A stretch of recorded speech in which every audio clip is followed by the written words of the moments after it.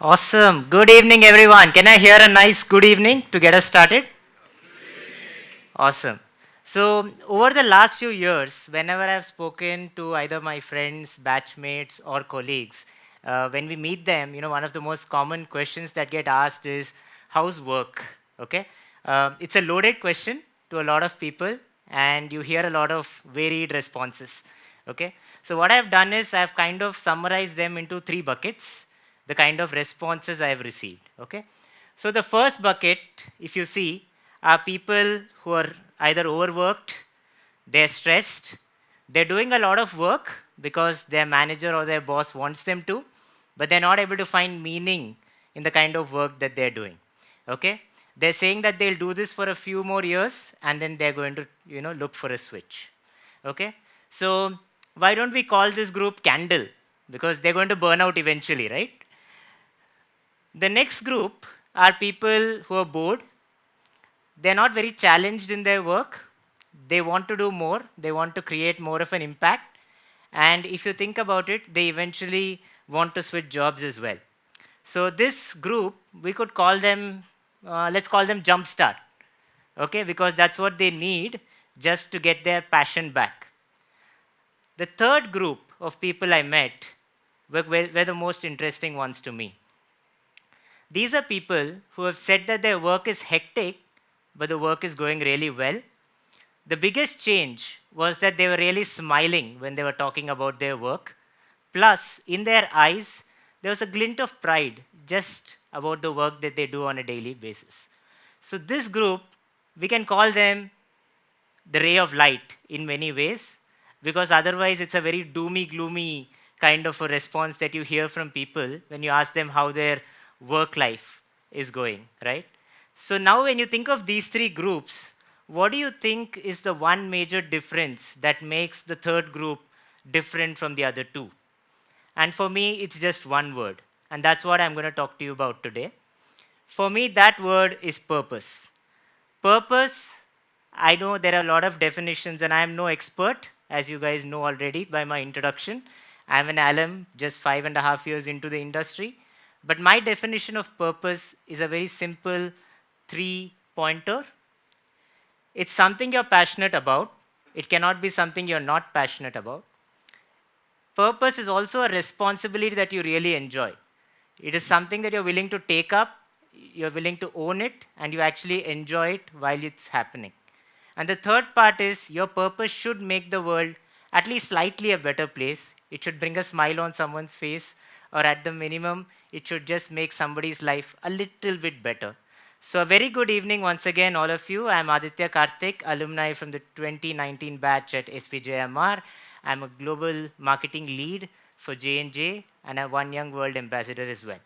So, purpose, according to me, is not something that we do on the weekends. It's not one small assignment or a 6-month stint that we do, and then we leave it.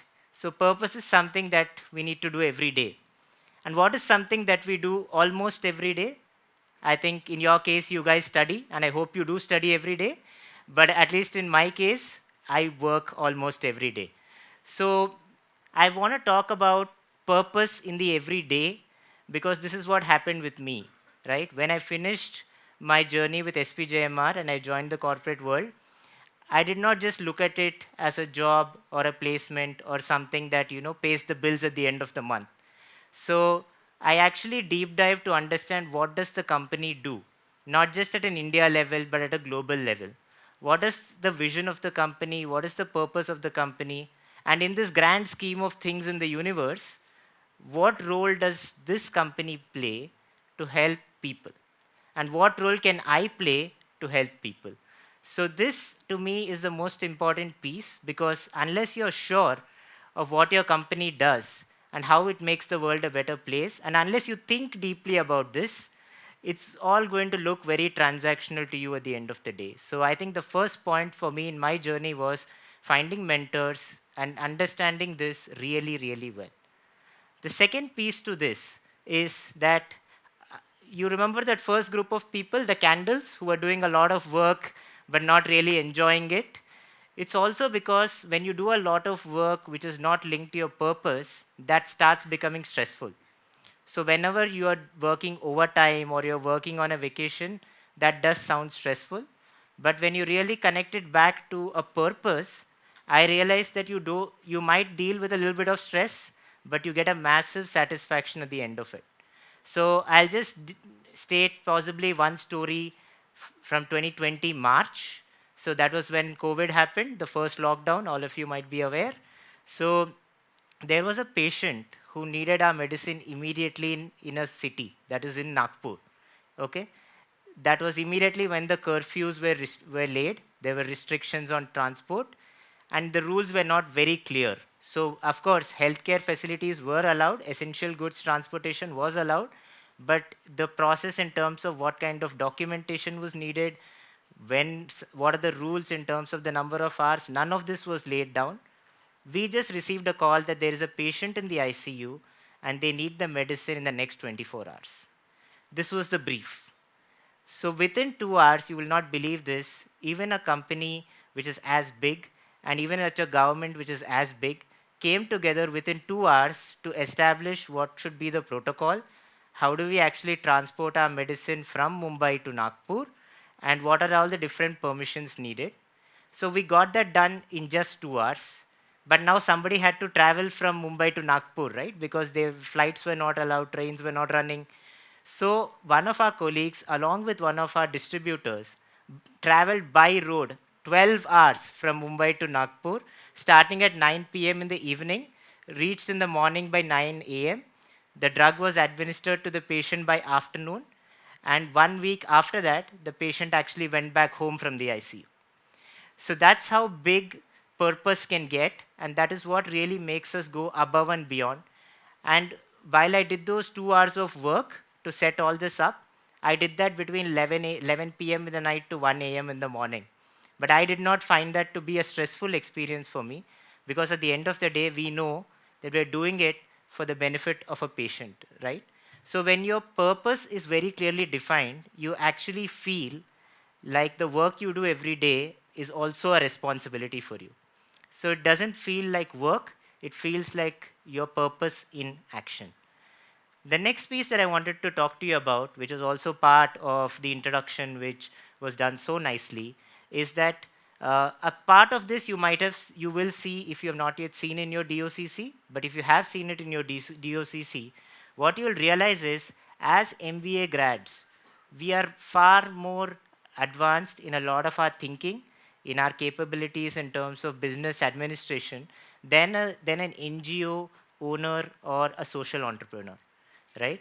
And they require our help. They require our skills, right? So it's very important that we actually try and do this. So I was very keen that outside of work, how do I actually be of more service along the same theme of mine, which was around healthcare. So the One Young World program, if you don't know about it, please go and read up about it. But this program was an eye-opener for me. It came very early in my journey. It came just 6 months into my journey at J&J. But within a span of 10 months, you can see the name of the countries here: Nicaragua, Nepal, Tanzania, United States, and Cameroon. So we worked with social entrepreneurs and NGOs across 5 different countries. And the projects were not small projects. So in Cameroon, we actually worked on digitizing the health records of all the cancer patients in Cameroon, because the government said they're ready to include it in their insurance, but they don't have enough documentation and they don't have any data as to number of patients, what kind of a stage are they in, what kind of medication they need. In Nicaragua, we actually focused on just insurance awareness, because patients there did not know how insurance could be helpful for them. So when we do such projects and we work with such social entrepreneurs, they are simply blown away by the fact that we can operate an Excel sheet, or the fact that we can make slides, or we can think of a very coherent story, or the fact that we understand a P&L. So these are things which are normal for us, but they really value this. And if we are not utilizing our skills beyond our work to actually benefit all of these social entrepreneurs or NGOs, then we're doing a disservice in many ways, right?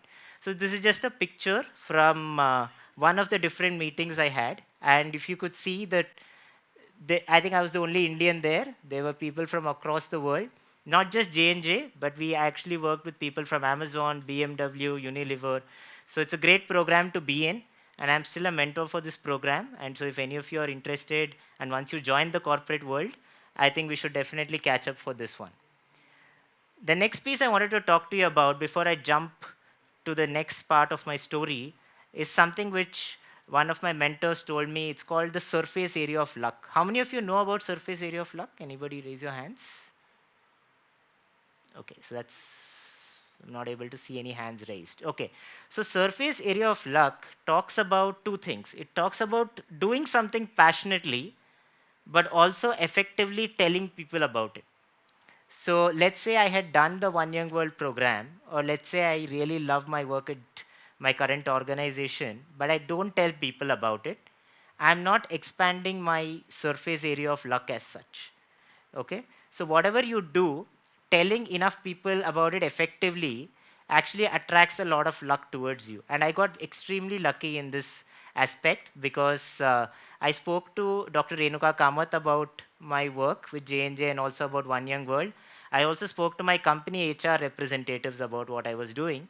And both of them together just told me one thing. They said, if you want to really make this bigger, you need to increase awareness about healthcare as an industry.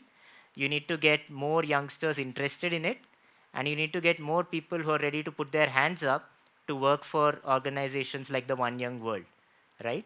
So as a result, how do you really build awareness of something like this? I cannot come and give you a lecture on healthcare because you guys will just skip it. So the simplest way was to actually look at a case study. So with Dr. Renuka Kamath, we actually worked on a case study. It took close to 2 years, but we've actually published this with the Emerald Publishing House. It's one of the few cases that we have in India which is absolutely on the healthcare industry. It's been taught to the PGP2 batch in the PGDM course, and we hope to take this further and also write more such cases along these lines. So why did I talk to you about surface area of luck or this particular case study? The reason is that whatever we do alone, we can only do this much, but when you do it with more number of people, there's no limit to what we can do. The last piece which I wanted to talk to you guys about is that as as I'm here today as well, I'm trying to build my own surface area of luck with such a big audience to say that the more number of people who actually join us to say that yes, we will work together to solve the healthcare problems of the world together using our skills. And this is just a picture from from the lecture that we had with the second year PGDM batch. And we also have 8 members who are now who have coached to join the One Young World program. And I don't know if you guys noticed the 7 on the top left corner of the screen. Did any of you notice that? So you might be curious. So it's not a typo. So it's actually been 7 years since I was part of the organizing committee for SParc in 2017. So it was part of my AdMap program, and I was leading this particular program. It's the event that's closest to my heart, and I'm extremely grateful to the institution, to all of my professors and mentors for this opportunity. You've been a great audience. I'd love to catch up with each of you after this, but thank you guys. Thank you so much.